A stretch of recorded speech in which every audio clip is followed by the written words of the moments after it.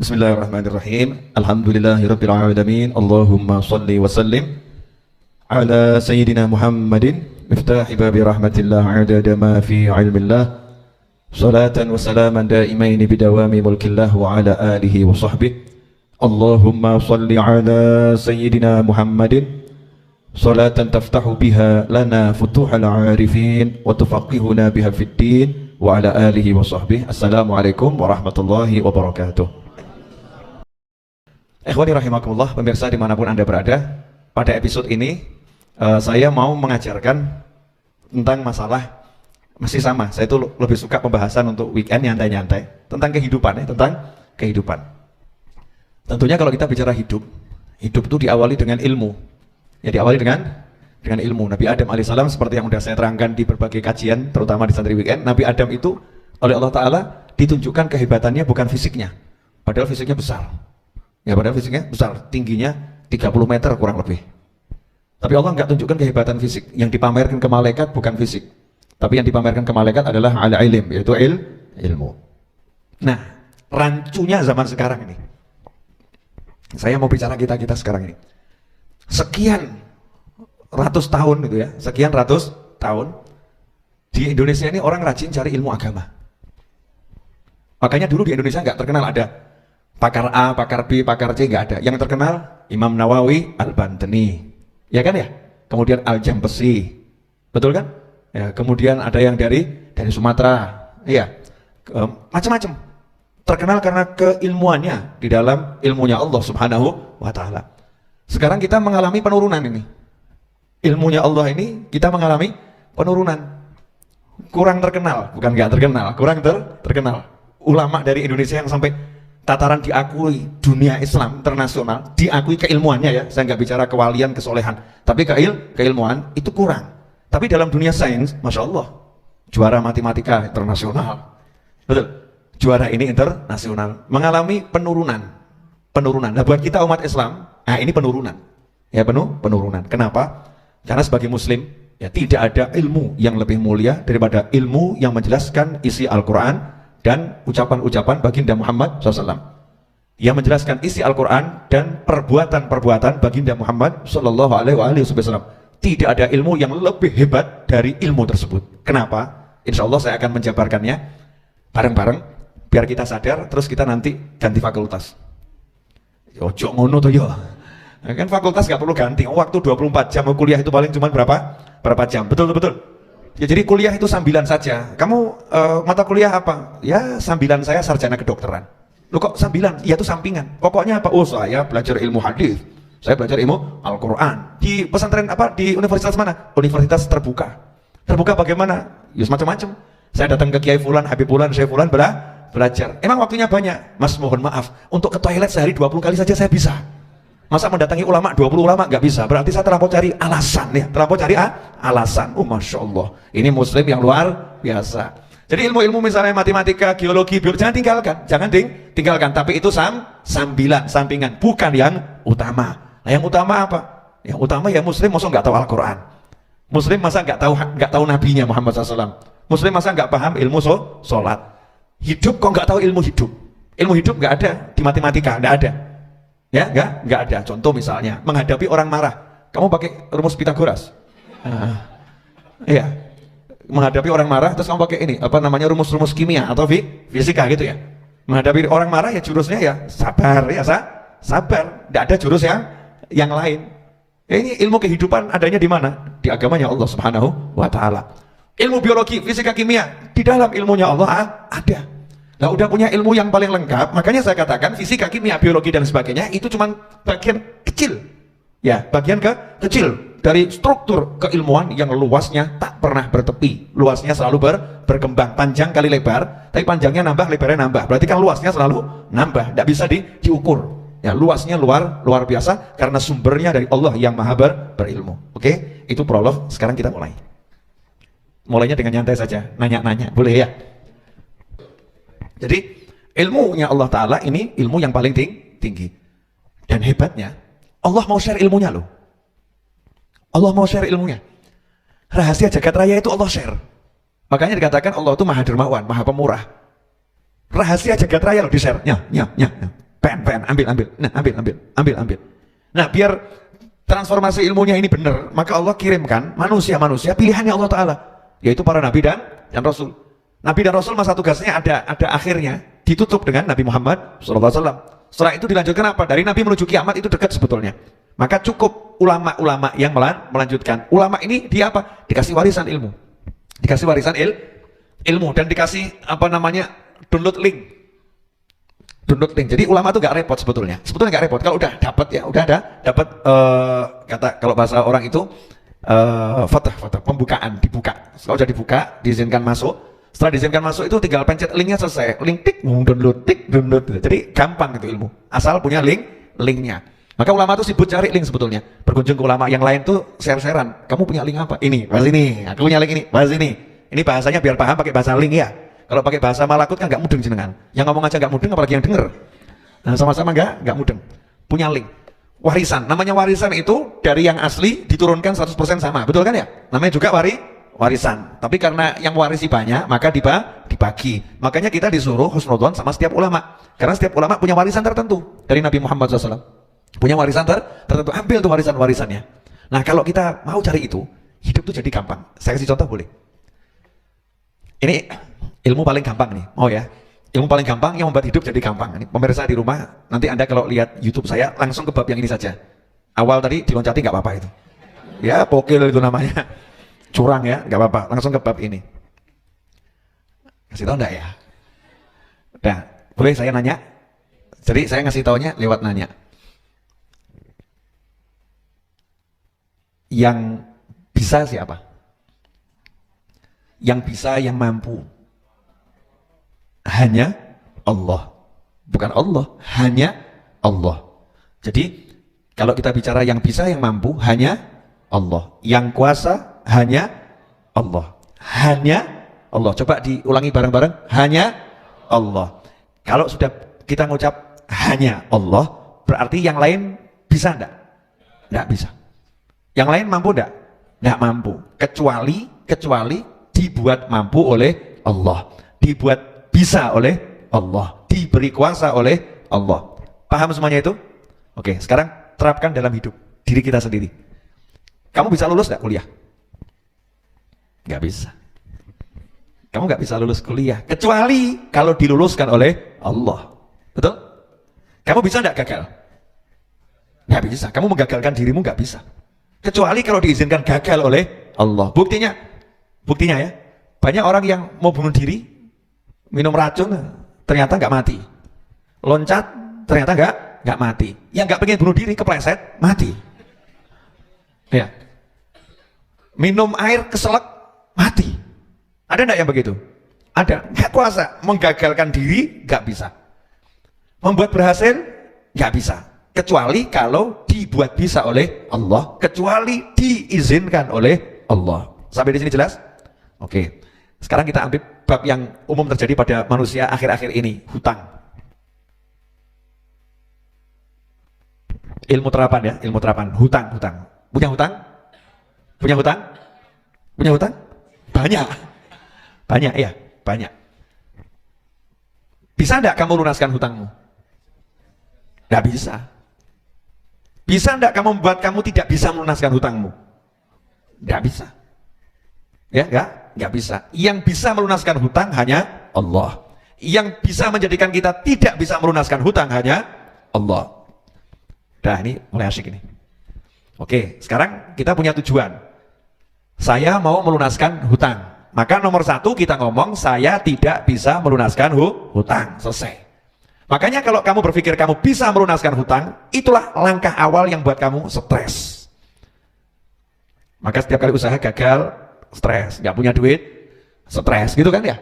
Karena merasa aku bisa melunaskan hutang.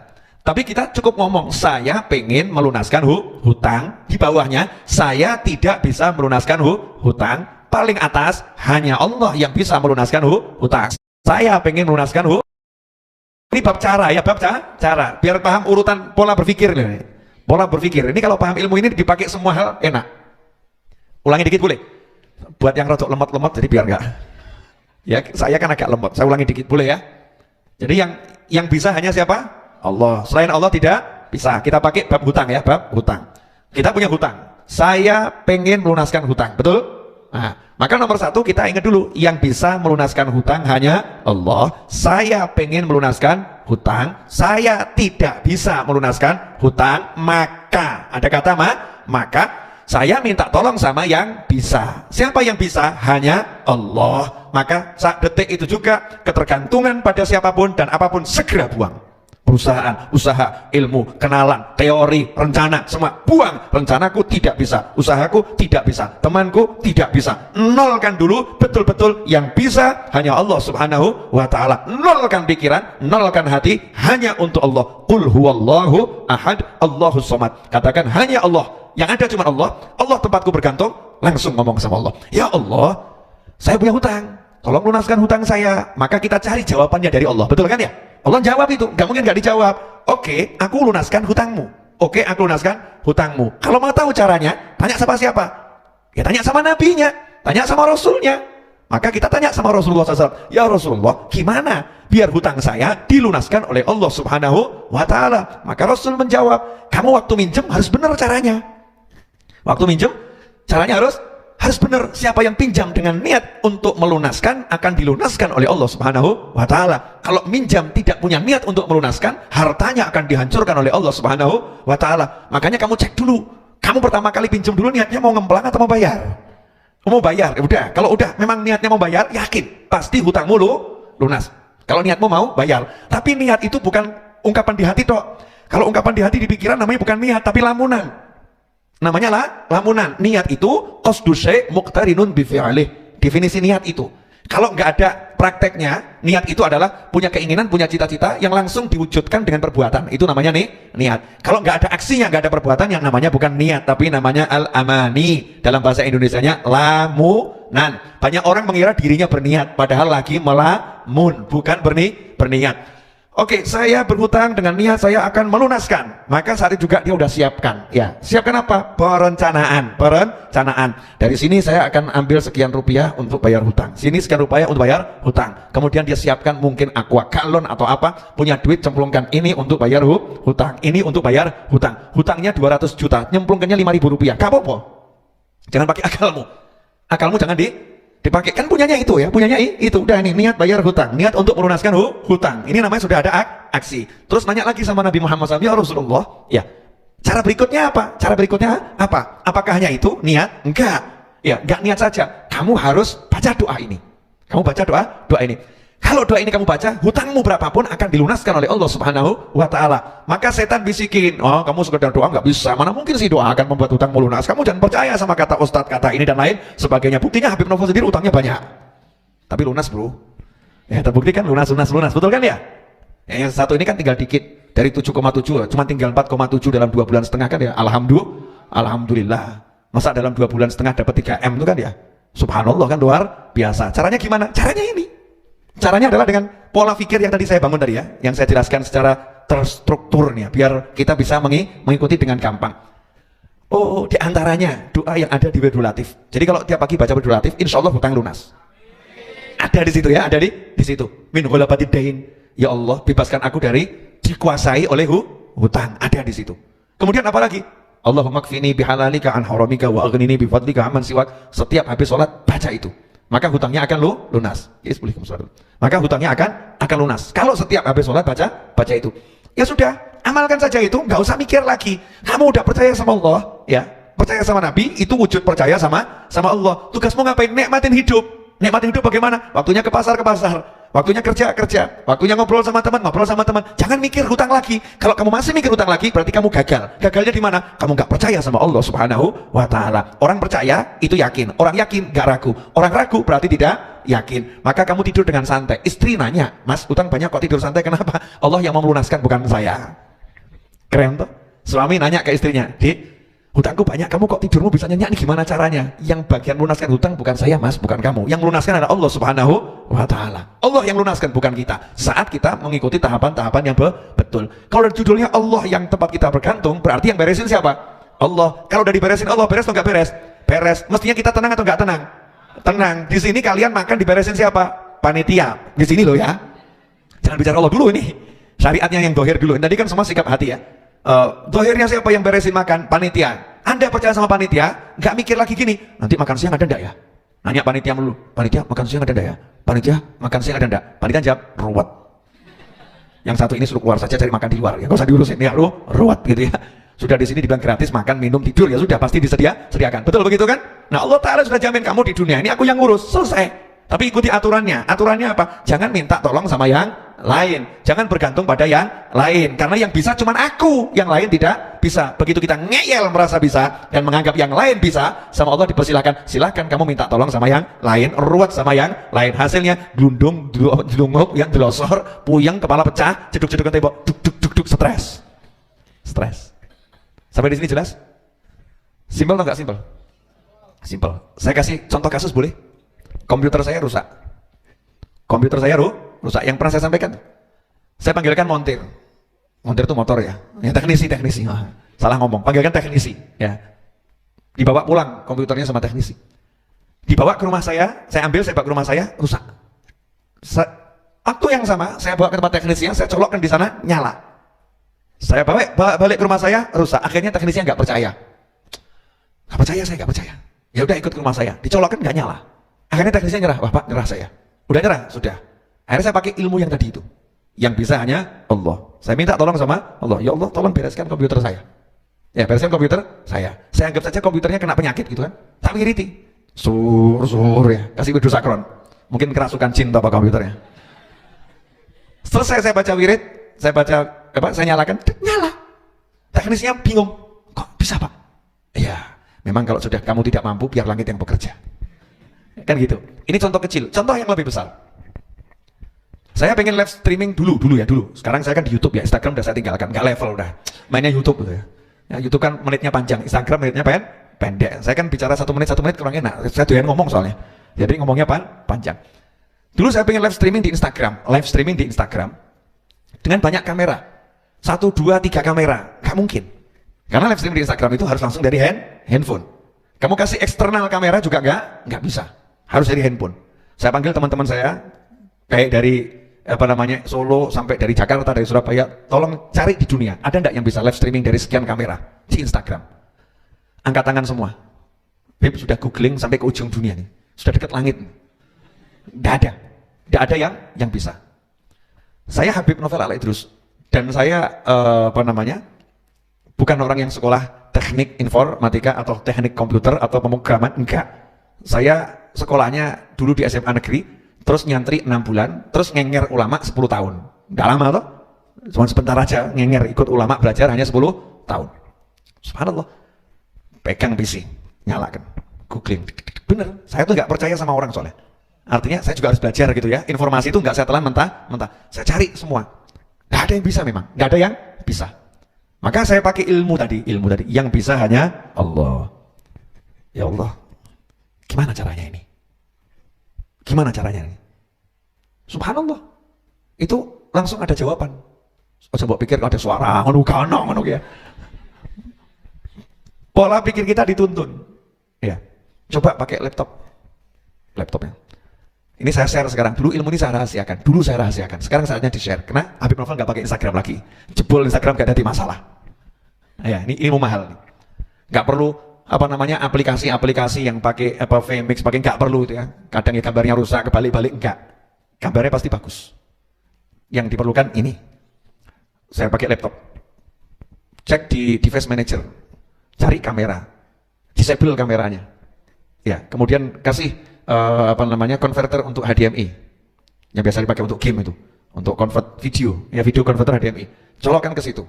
Biar nanti ini konverternya dikenali sebagai kamera. Saya coba, gak iso. Harusnya bisa ini. Gak bisa. Oh, ini laptop. Ya ini laptop. PC nggak bisa, laptop ini nggak bisa. Kenapa? Karena Instagram maunya hanya handphone. Berarti saya harus cari laptop tablet. Yang laptop itu juga dikenali sebagai handphone. Saya beli berapa laptop? Loh iya modal. Coba nggak bisa, gagal. Ternyata laptop yang ada itu namanya laptop tablet, tapi sebetulnya enggak. Dia cuma sistemnya tablet, tapi hardware-nya tidak tablet. Maka saya cari satu sistem, gaya ya, sistem, gaya didik apa-apa ya. Walaupun bacaannya bacaannya model begini-begini ya, tulisan Arab begini kan. Tapi ya alhamdulillah. Ini kalau Pak B.J. Habibie masih hidup, saya ajak ngobrol begini senang mesti. Ya, sistem itu yang sistemnya betul-betul tablet. Jadi bukan bohong-bohongan ya, bukan bohong-bohongan. Jadi banyak laptop itu sebetulnya laptop tablet, tapi dia hanya mengelabui loh, sebetulnya nggak tablet gitu ya, nggak tablet. Tapi yang secara hardware dia betul-betul laptop dan tablet. Itu saya temukan hanya saat ini ya di 2 laptop. Yang satu Microsoft Surface, ya Microsoft Surface. Saya waktu punya Microsoft Surface, langsung saya sistem untuk kameranya saya disable yang bagian depan, yang bagian belakang saya enable. Saya colokkan itu, langsung masuk video converter yang dari HDMI itu dikenali sebagai kamera. Dikenali sebagai kamera. Maka saya setel UCTV live Mekah. Langsung Instagram saya live streaming kan, komentar, Habib, alhamdulillah lagi di Mekah ya Habib ya. Doakan saya Habib, hadirkan saya. Padahal atasnya cetok UCTV. Paham maksudnya ya? Artinya saya lagi nge-live kan televisi, bukan saya lagi di sana. Tapi orang tahunya kan saya lagi bawa handphone di Mekah. Maka mulai saya buat live streaming dari Masjid Ar-Raudhah. Sekian banyak kamera. Cukup satu input sama dengan di YouTube, sama dengan di Facebook. Yang paham gumun. Kok bisa ya Habib Novel ya? Live streaming YouTube, Instagram, Facebook sama, nggak ada bedanya. Caranya gimana? Caranya seperti apa? Terakhir saya dapat Asus ZenBook. Ya, Asus ZenBook itu bisa itu. Baru 2 yang saya bisa. Saya nggak mau penelitian lagi tentang itu karena saya udah pakai Instagram. Ya nggak mau. Silahkan kalian yang pakai, kalau pengen live streaming pakai itu. Biar capek Instagram. Ya biar Instagramnya capek. Bayangkan kalau kalian nge-live-kan TV di channelmu Mekah gitu, 1 jam live lagi, 1 jam live lagi gitu ya. Itu nanti database Instagram bisa jebol lama-lama. Ya lama-lama bisa jebol. Kalau saya Indonesia Raya, kemudian live streaming semua terus 24 jam gitu ya. Ya 24 jam live streaming. Kalau pakai handphone kan nggak mungkin, orang mau live streaming terus kan nggak mungkin. Tapi kalau kamu pakai laptop, pakai PC kan tinggal aja selesai. Nanti 1 jam live lagi gitu, 1 jam live lagi. Instagramnya pakai apa? Karena di Microsoft itu sudah ada ya app Instagram. Nah untuk yang Windows tablet, maka dia akan mengenali Windowsmu ya sebagai handphone. Maka pilihan kamera akan muncul ketika di device manager kamu disable. Ini pelajaran sebetulnya bukan ilmu komputer saudara-saudara. Ini pengajian tentang masalah yang bisa hanya Allah Subhanahu wa Ta'ala. Pertanyaannya, dari mana Habib Novel paham ini? Dari mana? Wah, Habib Novel saja bingung, apalagi kamu. Saya aja nggak paham ya, apalagi kamu. Bagaimana saya bisa paham ini? Jawabannya satu, minta sama Allah, yakin sama Allah, nanti Allah akan jawab. Ya kamu tanya sama Nabi SAW gitu kan. Kalau kamu tanya sama pakar-pakar, tanya sama pakar dulu. Setelah pakar-pakar buntu, Allah akan kasih kamu jawaban. Jelas semuanya? Berarti ilmu ini penting atau tidak penting nih? Ilmu apa yang penting? Ilmunya Allah yang paling penting. Jadi matematika, fisika, biologi, kimia, kedokteran itu ilmu utama atau sambilan? Sambilan. Cukup utamanya 1-2 orang fardu kifayah ya. Yang lain sambilan. Kalau namanya itu ilmu sambilan, kamu nggak usah terlampau, paham? Gak lulus gak masalah gitu loh. Jangan gak lulus stres. Aku gagal, sambilan. Gak jadi masalah. Tapi kalau kamu gak lulus ilmu Al-Fatihah, nangis so. Masya Allah, Al-Fatihah kok gagal saya. Gak lulus tentang syarat sahnya sholat, nangis so. Syarat sahnya sholat kok nggak paham saya. Syarat sahnya wudhu, batalnya wudhu kok nggak ngerti, nangislah. Ya, semoga berkah dan manfaat. Mari kita jawab adzan. Jawab adzan itu boleh ditakhir. Ditakhir kalau lagi kita dalam ngobrol sama orang yang penting, cari ilmu yang penting. Kalau diputus dengan jawab adzan, nanti ilmunya akan hilang. Maka bisa ditakhir. Mari kita takhir ya. Jawab adzannya sekarang. Allahu Akbar, Allahu Akbar, Allahu Akbar, Allahu Akbar. Asyhadu an la ilaha illallah. La haula wala quwwata illa billah. La haula wala quwwata illa billah. Allahu Akbar, Allahu Akbar. Bismillah. Allahumma rabb hadhihi tamam. Hadi sayyidina Muhammadin wa ba'dahu al-maqam. Rabbi ighfir li wa li. Wassallallahu. Amin. Ya.